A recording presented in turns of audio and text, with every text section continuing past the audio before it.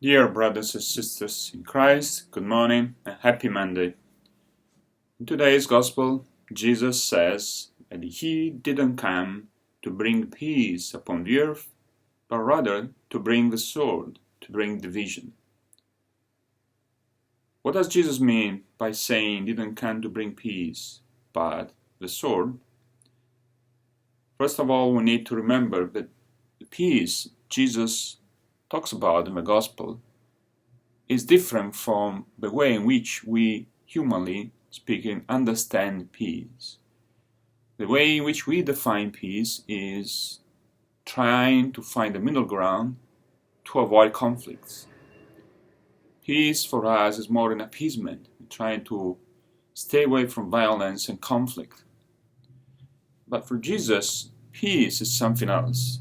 Peace, first and foremost, is be reconciled with God and with one another.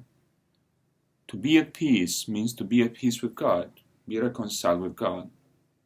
To be at peace with one another means to forgive, to accept, welcome, accept each other. Peace is the gift from God. Peace is Jesus Himself. He is the King of peace. By accepting Him, by accepting His message, we are reconciled with God and reconciled with one another. And so it's possible to say yes to Jesus and to accept the peace He brings to us, but also it's possible to say no to Him. That's why Jesus says that He came to bring the sword, to bring division. Because in front of Jesus, we need to take a stand. We need to say, either to say, yes, Jesus, I want to follow you, I trust in you, I accept your message, or people say no to Him. There is no third option. We cannot stay indifferent in front of Him. We need to take a stand.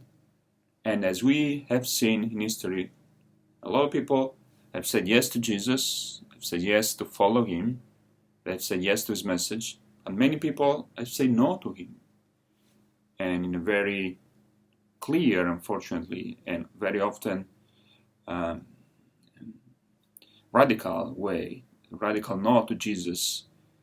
And so that's why, again, Jesus says that He came to bring the sword, to bring division. Jesus invites us to a radical discipleship. Jesus invites us to follow Him and to discover a new life, the new life that He came to bring into the world. As Jesus says in this passage of the Gospel, whoever loses his life for my sake will find it.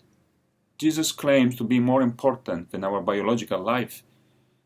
And He says to us that in following Him, we will discover a new life, a new way to stay in front of everything, a new way to possess things, a new way to interact with people, a new way to do things. Jesus invites us to experience this new life.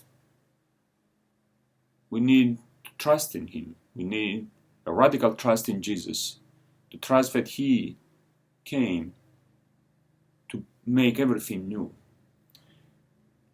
And so, today, as kind of a little homework for today, we should ask ourselves, do I trust in Jesus? Do I trust in Him completely? Am I ready to follow Him? Do I want to follow Him? Is Jesus more important than anything I have? More important even than the people I love?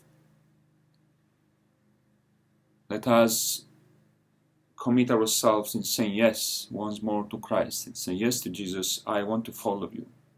Take care and God bless.